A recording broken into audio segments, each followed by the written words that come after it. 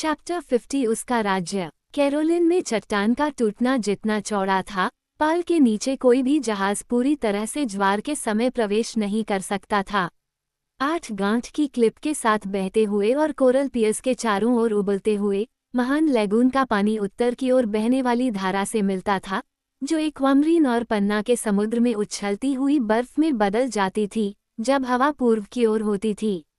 धीमी गति से ये सब शांत हो जाता था। एक बच्चा तैरकर रास्ता पार कर सकता था और एक पत्ता भी बिना जगह बदले बह सकता था।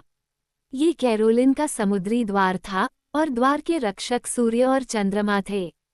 सूर्य और चंद्रमा और हवा और समुद्र, इन चारों ने अपने बीच महान अटॉल को थामे रखा और यहाँ उनका एक ऐसा महत्व था जिसका अनुमान दुनिया के महाद्वीपों और भूमि पर रहने वाले लोगों को नहीं था, क्योंकि यहाँ नया और पूर्ण चंद्रमा स्पष्ट रूप से महान वसंत ज्वार के अक्षर थे और पहली और तीसरी तिमाही के चंद्रमा नीप के प्रवेश द्वार थे। यहाँ सूर्य को उसके उदय से लेकर अस्त होने तक, उसकी छलांग से लेकर उसके गोते लगाने तक देखा जा सकता था, और तूफान और मंदाकिनी ने जीवन पर अपना जादू चलाया, पहाड़ियों या दीवारों या पहाड़ों या जंगलों से अप्रभावित और अप्रभावित।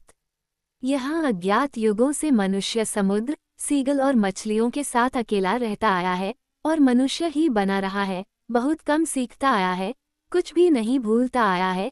एक स्मृति और परंपरा है जो उस समय की आवश्यकताओं द्वारा जीवित रखी गई है, जिसने उसे डोंगियां बनाने के लिए प्रेरित किया जैसा कि उसके पूर्वजों ने उन्हें बनाया था, और डोंगियों को आश्रय देने के लिए घर, और उसे बारिश और हवाओं से बचाने के लिए घर।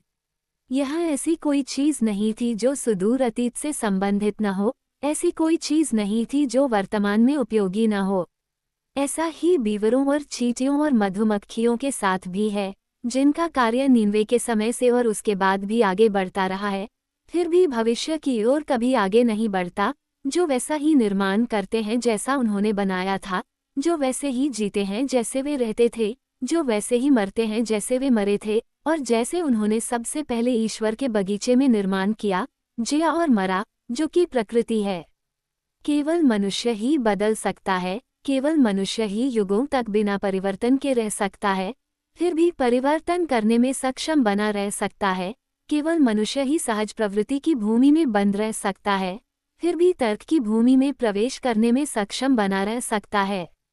ऐसा ही कुछ कैरोलिन के लोगों के साथ भी हुआ, जो आज सुबह समुद्र तट पर मूंगे के ग्रिडिरॉन के पास एकत्र हुए थे, जहां सदियों से शार्क दांत वाले नानावा के लिए उसके पुजारियों और उसके सेवकों, शौकों के माध्यम से बलि दी जाती थी।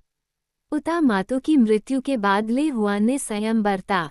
उसे आधी अधूरी लड़की उमा की बलि देने में कोई आपत्ति नहीं थी, लेकिन उसे बंजर नतीजों का बहुत डर था।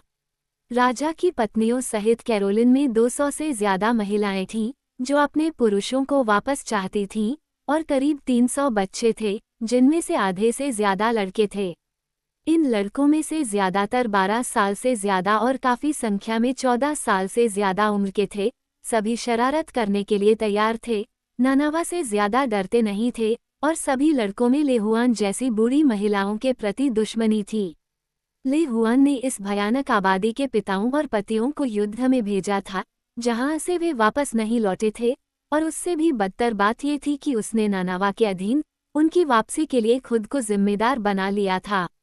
उसने घोषणा की थी कि वे नानावा द्वारा तब तक रखे गए थे जब तक कि एक महिला की महान बलि उसे नहीं दी गई थी। फिर भी यह महसूस करते हुए कि चालाक शार्क देवता ने उसके साथ एक और चाल चली है, उसने बलिदान देने की हिम्मत नहीं की। वह जानती थी कि अगर यह विफल हो गया तो क्या होगा। उसने लोगों के गुस्से को महसूस किया जैसे एक आदमी अपनी छाती पर खंजर की तीखी नोक को महसूस करता है। इसलिए जैसा कि पहले कहा गया था, उसने समय बिताया, दिखावटी समाधि में चली गई, दिखावटी दर्शन किए, घोषणा की कि जब तक ये पूरी तरह से सुनिश्चित नहीं हो जाता कि उमा की माँ वापस नहीं आएगी, तब तक कुछ भी नहीं किया जाना चाहिए। और रात में जब वह अपनी झोपड़ी में लेटी हुई थी, तो गांव की आवाजें और बदतमीज लड़कों की चीखें और चट्टान पर सर्फ की गड़गड़ाहट सुनती हुई पसीने से लथपथ हो गई, जबकि उमा आधी अधूरी और खुश उस क्रूर जानवर द्वारा मौत से सुरक्षित सो रही थी, जो लेहुआन की आत्मा थी और जिसका एकमात्र डर विलुप्त होना था, विफलता के माध्यम से। लेकिन समय आ गया था और मौत का वारंट स्कूनर के जलने के कारण उत्तरी आकाश पर दूर से पड़ने वाली लाल रोशनी की किरण द्वारा सील कर दिया गया था। एक लड़के ने इसे देखा था, 2 मिनट बाद पूरा गांव इसे देख रहा था और अगले दिन ये लोगों के दिमाग में घर कर गया था। इसे एक संकेत के रूप में देखा गया, किस बात का कोई नहीं बता सकता था, लेकिन यह एक क्रोधित संकेत था। और उस रात नलिया, जो मृत उता की मुख्य पत्नी थी, ने एक सपना देखा। उसने सपना देखा कि उता उसके सामने प्रकट हुआ और लाल रोशनी उसका क्रोध थी कि महान बलिदान नहीं किया गया था। उसने ये भी घोषणा की कि यदि ये तुरंत नहीं किया गया तो कैरोलिन के साथ बुरा होगा। यही अंत था। भोर से पहले लेहुआन समाचार सुनने के लिए अपनी झोपड़ी से घसीटी गई।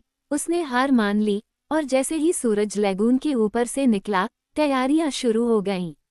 उमा जीवन के एक और खुशहाल दिन के लिए जाग रही थी। उसे भगवान के लिए स्वीकार्य बनाने के लिए उसका अभिषेक किया गया और ताड़ के तेल से मालिश की गई। वो खुशी से हंस पड़ी। वो खुशमिजाज किस्म की थी और उसे यह समझ थी कि उसका स्वागत किया जा रहा है। जब उन्होंने उसके बालों में फूल डाले तो वह हंसती रही और हंसती रही, और जब वे उसे हाथ पकड़कर अचानक तैयार किए गए भोज में ले गए जहां वह अकेली मेहमान थी, तो वह हंसती रही। लड़के उसके चारों ओर नाच रहे थे और चिल्ला रहे थे, करक, ओ हे उमा, करक। जब भोज समाप्त हुआ तब लैगून से ज्वार का अंतिम भाग बाहर निकल रहा था। लेहुआन ने उमा का हाथ पकड़कर उसे जल के किनारे ले गया। उसके पीछे कैरोलिन की पूरी आबादी चल रही थी। विराम के समय कांच की तरह चिकने पानी की बड़ी बड़ी चादरें और कुंडलियां, जो भूले बिसरे पानी की तरह पीली थीं, हवा के झोंकों के बीच चलती हुई दिखाई दे रही थीं, जहां एक अर्धमृत हवा सतह को छू रही थी। आगे बढ़ती भीड़ के आगे मूंगे का जाल लगभग पूरी तरह से ज्वार से ढका हुआ था। प्रकृति ने उस सहायता से जो वह कभी कभी अमानवीयता को प्रदान करती है, इस भयानक शेल्फ को इस प्रकार झुका दिया था कि धीरे धीरे बढ़ता पानी अधिक बाढ़ में पीड़ित को कमर तक ले जाए। कला ने बांधने के लिए लोहे की सलाखें ठोंक दी थीं। 1/4 बाढ़ के समय या उससे पहले, शार्क, जो हमेशा जानती थीं कि क्या हो रहा है और जिन्हें शायद नानावा द्वारा निर्देश दिया गया था, पुरस्कार के लिए अपना संघर्ष शुरू कर देती थीं। जैसे ही जुलूस ग्रिडिरॉन के पास पहुंचा, उमा ने अचानक पीछे हटना शुरू कर दिया। उसे सहज ही यह चेतावनी मिल गई थी कि आगे खतरा है, कि सभी चीजें वैसी नहीं हैं जैसी उन्होंने स्वयं की कल्पना की थी, कि फूल और दावतें और उसके जीवन की उस सबसे शानदार सुबह की सारी भव्यताएं भ्रम के पर्दे थे जिनके पीछे भय छिपा था। वह रुक गई, लेहुआन की पकड़ से अपना हाथ छुड़ाने की कोशिश कर रही थी। फिर अपने अपहरणकर्ता से संघर्ष करते हुए वह चीखने लगी। उन्होंने उसे पकड़ लिया। वह अभी भी चीख रही थी और उसे बेरहमी से मूंगे पर फेंक दिया। उसे प्रत्येक जांघ, कलाई और कंधों से बांध दिया। फिर जब वह वहां आधी अधूरी, आवाजहीन और आकाश को घूरती हुई पड़ी थी, अचानक अटॉल के विशाल वलय से स्वर्ग की ओर एक विरोध की तरह उठती हुई समुद्र के बहुत दिल से एक गहरी आह निकली। ये ज्वार का मोड़ था।